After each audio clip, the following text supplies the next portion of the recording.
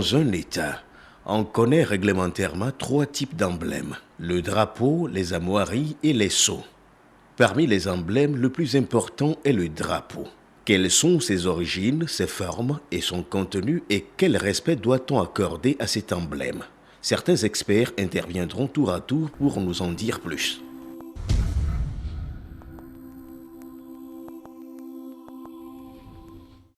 À l'origine, le drapeau était une pièce d'étoffe attachée à une hampe et représente la personnalité juridique collective d'un groupe ou d'une communauté. C'est un symbole de représentation d'un peuple, d'un état, d'une perception ou d'une idéologie. Il véhicule la différence d'une nation par rapport à une autre. Chaque bannière est différente l'une de l'autre par ses couleurs, la disposition de ses bandes, les blasons qu'elle abrite et autres. Le drapeau le plus ancien utilisé comme symbole que l'on connaît est vieux de 5000 ans. C'est l'étendard métallique de l'Iran. Le drapeau tel que nous le connaissons serait apparu en Chine vers 300 ans avant Jésus-Christ pour se répandre en Asie mineure. Ce drapeau avait pour nom Vexillum. Selon certaines sources historiques, le drapeau serait originaire d'Afrique. Plusieurs investigations ont montré qu'il serait né en Égypte, la plus vieille nation connue dans l'histoire. La dynastie des pharaons qui a duré 10 000 ans au même endroit en est la preuve. Ce n'est qu'à partir du XIe siècle que l'emploi des drapeaux se répandit en Europe par l'intermédiaire des chevaliers chrétiens revenus des croisades.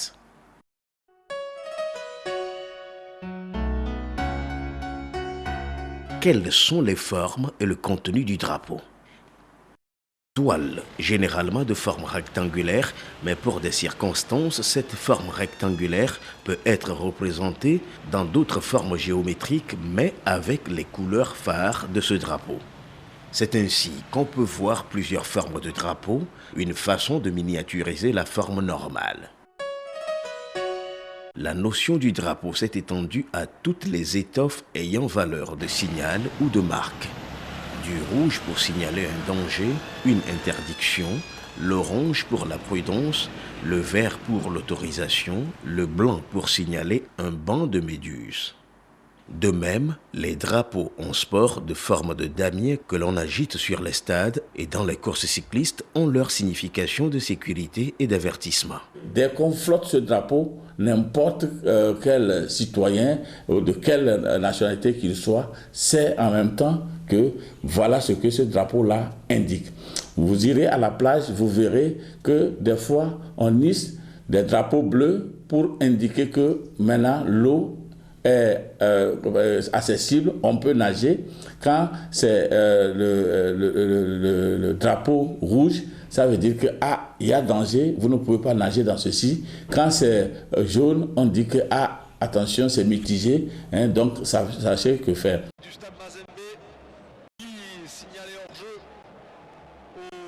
Vous verrez au niveau des terrains de football des drapelets de coin qu'on met pour pouvoir indiquer les limites du stade.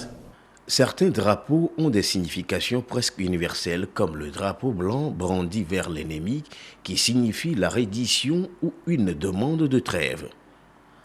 On remarque l'existence de plusieurs types de drapeaux différents les uns des autres par leur couleur qui les compose, la disposition des bandes, la forme ou la taille et le symbole ou l'emblème utilisé. Les symboles ou l'emblème inscrits sur les différents drapeaux sont souvent des armoiries ou des figures. Il existe deux types de dispositions de bandes plus répandues que le reste. La disposition en bande horizontale comme celle des États-Unis et celle en bande verticale comme le drapeau français. Il existe aussi d'autres dispositions comme une étoffe sans bande, ne portant que des symboles ou emblèmes utilisés par les organismes, certaines entreprises et certains pays comme le Liban. Outre la signification particulière des couleurs pour chaque pays, le rouge, le jaune et le vert, couleurs panafricaines, sont surtout présentes dans les drapeaux des pays africains tels que le Bénin, le Burkina Faso, le Cameroun, le Congo, le Ghana, la Guinée, le Mali, le Sénégal et le Togo. Cependant, il existe des pays africains utilisant le rouge, le noir, le vert ou une combinaison incluant des couleurs panafricaines. Ce sont des drapeaux créés par l'UNIA en 1920 pour le Kenya, le Malawi, l'Angleterre, l'Ouganda, le Zimbabwe, le Mozambique, la République centrafricaine, l'Afrique du Sud et la Zambie. La combinaison des couleurs panarabes telles que le rouge, le blanc, le noir et éventuellement le vert sont présentes dans les drapeaux des pays arabes et majoritairement musulmans. Parlant du cas précis du Togo, l'emblème est défini pour la première fois dans la loi numéro 60-11 du 23 avril 1960 parlant du drapeau national, l'hymne national et la devise de la République togolaise dans son article 1er. Il stipule « L'emblème national est le drapeau vert, jaune et rouge avec étoile blanche, le vert et le jaune disposés en branches horizontales d'égale largeur, 3 bandes vertes alternant avec 2 bandes jaunes.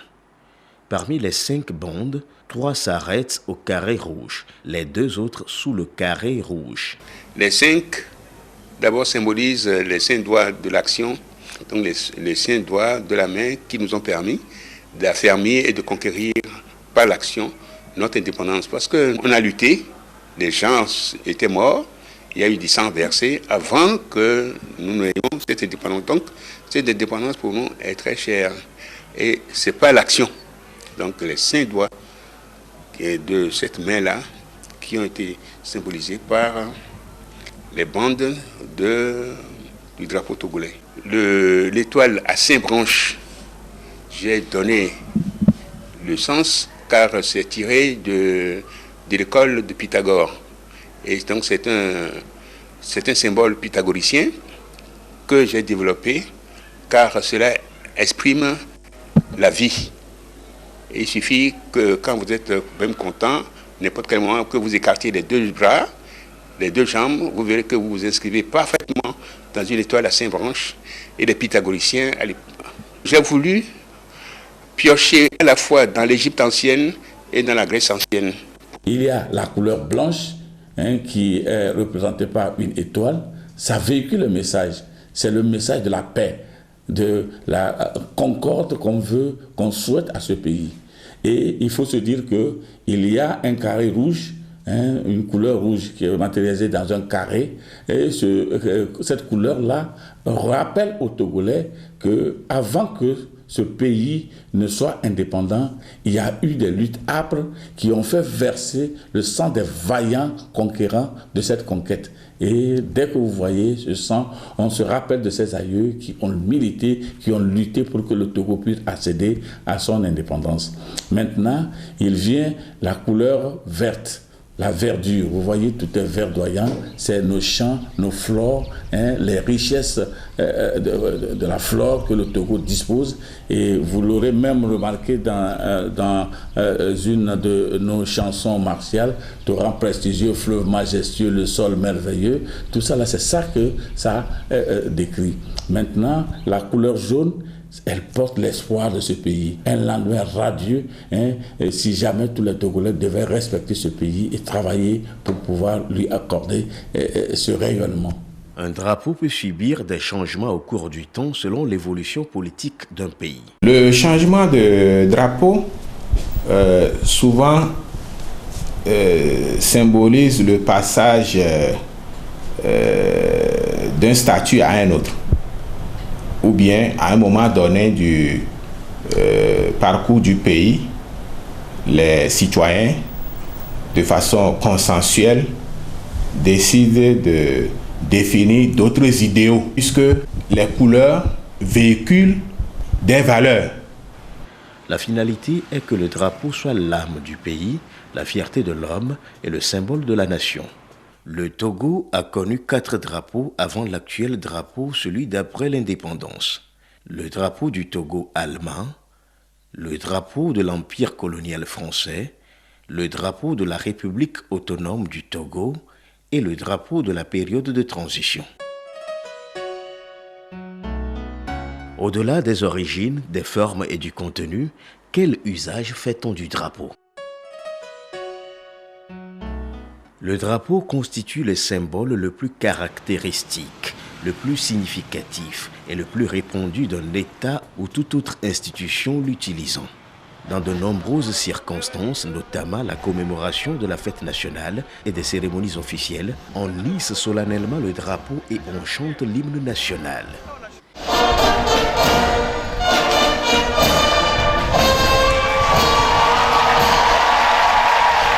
Le président de la République ou le chef du gouvernement traverse le territoire national, drapeau flottant. Les préfets ne peuvent faire la même chose que dans les limites de leur préfecture. Le préfet est le représentant du pouvoir central. Le représentant du pouvoir central, il représente l'État. C'est pour cela que la loi autorise de faire flotter son drapelet à bord de son véhicule de commandement lorsqu'il est en tournée dans son ressort territorial. Lorsqu'il n'y a pas une autorité hiérarchiquement supérieure au préfet et s'il n'y a pas ce drapeau, mais on risque de le confondre à un administrateur, à un collaborateur des services techniques en tournée dans la région. Dans un pays, les écoles et l'armée font recours au drapeau pour traduire sa valeur. Les écoles qui mettent des drapeaux veulent signifier que ces écoles appartiennent à l'État. C'est un bien public et à caractère social qui regroupe des enfants pour leur transmettre les valeurs de ce pays. Donc tout ce qui va être enseigné dans cette institution relève de la politique de ce pays, relève des idéologies de ce pays, relève des profils que ce pays assigne à tous les apprenants qui sont dans cette école. Voilà pourquoi vous rentrez dans une école togolaise, vous verrez flotter le drapeau togolais. Vous rentrez dans une école, même si elle est implantée au Togo, mais avec un drapeau français, ça veut dire que c'est les valeurs de la France, c'est la philosophie de la France, c'est l'idéologie de la France qui doit être enseignée à ce niveau. L'armée, évidemment, fait recours au drapeau dans plusieurs circonstances. Prenons par exemple les temps anciens, à l'époque des guerres. Quand l'armée arrive à conquérir un territoire à la suite d'une bataille, il y implante son drapeau pour signifier que cette terre est annexée. Recrues de la classe 2014, voici votre drapeau.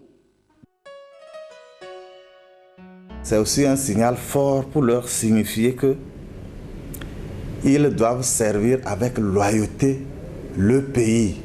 Et donc c'est ce pays qui est représenté par le drapeau qu'on leur présente. Pour les passations de commandement, par exemple, dans les armées, et on remet le drapeau au nouveau chef pour lui signifier qu'il a désormais de lourdes tâches à assumer. L'inhumation, par exemple, d'un homme en tenue qui décède, on couvre son cercueil de drapeau pour lui rendre l'ultime hommage pour le service rendu à la nation. Les cercueils des soldats ou des officiels morts en territoire étranger sont enveloppés d'un drapeau lors de leur rapatriement ou enterrement. Le drapeau en berne signifie un moment de deuil pour toute la nation. Le drapeau est mis en berne lorsque le pays est frappé par une catastrophe, par un événement malheureux. Le drapeau est hissé d'abord jusqu'en haut du mât, puis abaissé légèrement à mi-hauteur, hors de portée de main. Et on le laisse flotter là-bas. Et quiconque arrive et perçoit le drapeau à ce niveau doit se dire « Ah, quelque chose ne va pas dans ce pays ». Si c'est une illustre personnalité qui est morte, rapidement, on fait une communion d'esprit, d'idées avec cette illustre personnalité. Si c'est un drame, on compatit avec tous ceux qui ont laissé leur peau ou tout ce qui a eu comme dégâts.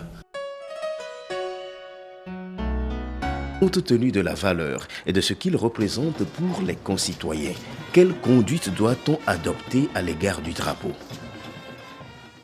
Il est important de saluer le drapeau avec tout le respect possible en raison même de ce qu'il représente. Le respect dû au drapeau marque l'attachement à son pays et le degré ou le niveau de citoyenneté. Pour les hommes en tenue, le salut au drapeau s'exécute dans la position stricte du garde à vous. Arme!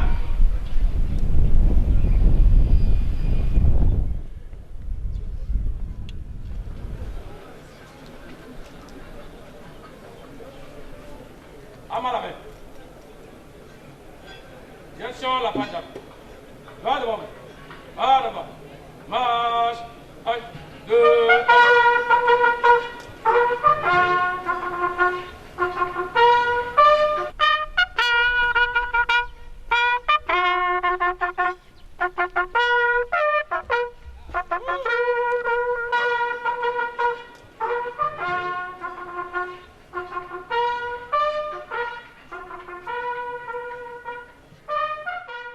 Beaucoup de gens ne connaissent pas l'importance du drapeau, mais il faut leur expliquer que ça symbolise tout le pays.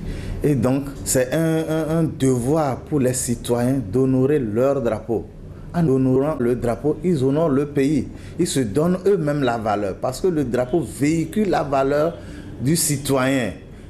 Quand vous vous trouvez à l'étranger quelque part, vous haussez votre tête et que vous voyez votre drapeau flotter quelque part, vous êtes fiers. C'est comme si vous étiez chez vous. Et donc, nous devions respecter le drapeau. Dans les écoles, il faut l'enseigner aux élèves. C'est le civisme. Le drapeau ne doit pas traîner à terre, mais il doit être posé sur l'épaule, de préférence l'épaule gauche, afin de mieux apercevoir les couleurs qui s'élèvent. À chaque montée et descente du drapeau, présentez! Arme! Attention pour les couleurs. Envoyez!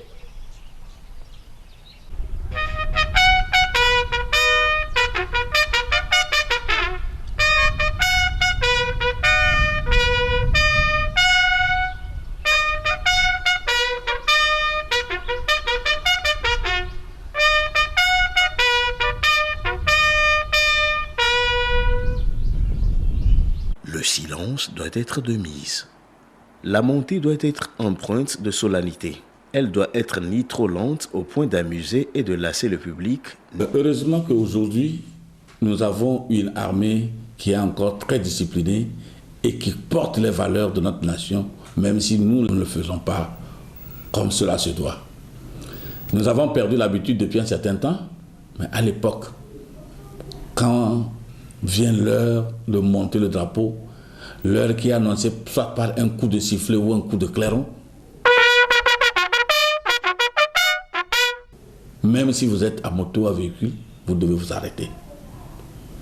Vous arrêtez, vous vous tenez droit, vous ne bougez plus, la poitrine dégagée, la tête haute, et vous fixez le sommet, le mât, doucement, parce que c'est votre pays qui monte. Tout le respect que vous devez à votre pays se manifeste là-bas. Dans les écoles aujourd'hui, les montées de couleurs et l'exécution de l'hymne national sont comme devenus des rituels auxquels on n'apporte plus assez d'importance. Je me demande si les citoyens aujourd'hui que nous sommes savons l'importance de ce que c'est qu'un drapeau. Vous passez à côté d'une école, vous remarquez tout de suite que les enfants sont alignés et que le drapeau est en train de monter.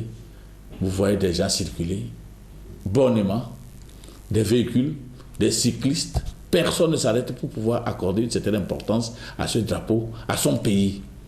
Et c'est là le problème. Et même aujourd'hui, je me demande, quand nous chantons notre hymne national, est-ce que nous nous retrouvons dans cet hymne national-là? Parce qu'en principe, on doit se retrouver dans l'hymne national, nous devons nous retrouver dans le drapeau. Le citoyen doit respecter l'emblème national qu'est le drapeau. Le drapeau, symbole de notre appartenance à la nation, doit être respecté par tous les citoyens. Raison pour laquelle nous devons attirer l'attention de nos concitoyens sur son usage. Il n'est pas permis à tout citoyen de faire usage du drapeau comme bon lui semble. Seulement en des circonstances exceptionnelles, le drapeau est remis à des représentants du pays, comme les joueurs, comme ceux qui vont représenter le pays lors des compétitions. C'est pour leur faire comprendre que le pays, la nation, prime sur les considérations personnelles. Et c'est pour aiguiser aussi leur citoyenneté, leur devoir envers la patrie. Il est souvent interdit aux États de laisser un drapeau flotter la nuit. Sauf si c'est dans des institutions qui sont tellement bien éclairées. Parce que on se dit que le drapeau, qui est une valeur, un principe, ne peut pas être gardé dans l'obscurité. Il en est de même par les moments de pluie. On ne peut pas laisser le drapeau se faire arroser par la pluie. C'est pourquoi à la porte de la pluie, on monte le drapeau pour le mettre en un lieu sûr. Il est universellement condamné par la loi ou par la morale et la fierté d'appartenance ou de représentation à une nation ou à une organisation de laisser flotter un drapeau dégradé, décoloré, sale ou qui s'est enroulé autour du mât. Vous-même, vous voyez que nous disons que ça porte les valeurs d'un pays. Et par fierté, par souci d'orgueil, ce drapeau ne doit pas être délavé. Les couleurs qui se voient à peine, et c'est comme ça on a dénaturé le pays. Ce drapeau ne doit pas être déchiré. Et c'est comme si vraiment on ne respectait pas le pays. Ce drapeau doit être le plus propre possible, pas froissé. Tout ce qu'il faut donner, imprimer à ce drapeau pour qu'il puisse refléter la beauté du pays qu'il représente, pour qu'il puisse porter les valeurs, les principes que ça véhicule et qui accroche toute personne qui vient à découvrir pour la première fois ce pays. Avec tout ce que le drapeau représente dans la vie d'une nation, est-il normal que l'autorité laisse son élaboration et son libre accès à la population? En principe, il doit avoir un service chargé de la mise à disposition du drapeau. Et tout citoyen qui voudrait en avoir chez lui pour témoigner de son appartenance à la patrie, doit y aller pour se le procurer, pour réglementer un peu l'usage.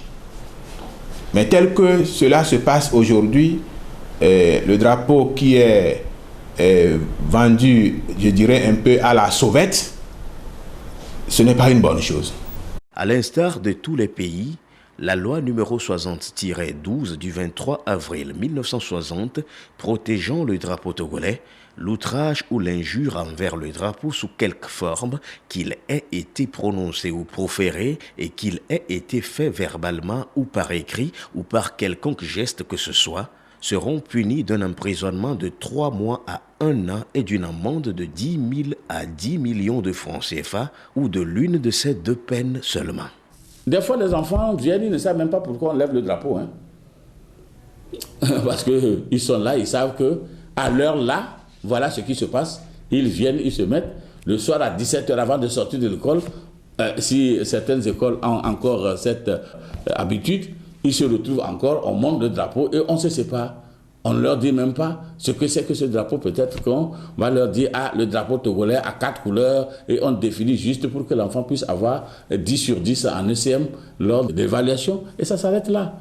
Mais on ne lui dit pas avec force ce que ce drapeau-là représente pour lui, ce qu'il est par rapport à ce drapeau, ce que ce drapeau signifie quand il le porte, ou bien quand il voit ce drapeau malmener quelque part, ce que ça veut dire. Nous sommes arrivés jusqu'à voir des élèves ici monter sur les mâts, enlever le drapeau et le brûler dans ce pays. C'est une aberration. L'État a l'impérieux devoir de reprendre en charge à travers ses services compétents, notamment le service du matériel et du transit administratif, l'élaboration et l'étude des conditions de distribution et d'attribution de cet instrument. À part ça, nous attirons l'attention des enseignants, où qu'ils soient et qui qu'ils soient, de pouvoir voir comment nous pouvons repenser l'enseignement de l'éducation civique pour que les enfants prennent conscience de ce qu'est les couleurs nationales, ce que ça représente dans la vie d'un individu, dans la vie d'une nation, dans la vie de la société, pour que nous puissions nous sceller par cette flamme que représentent ces couleurs nationales, afin que nous nous sentions frères et sœurs.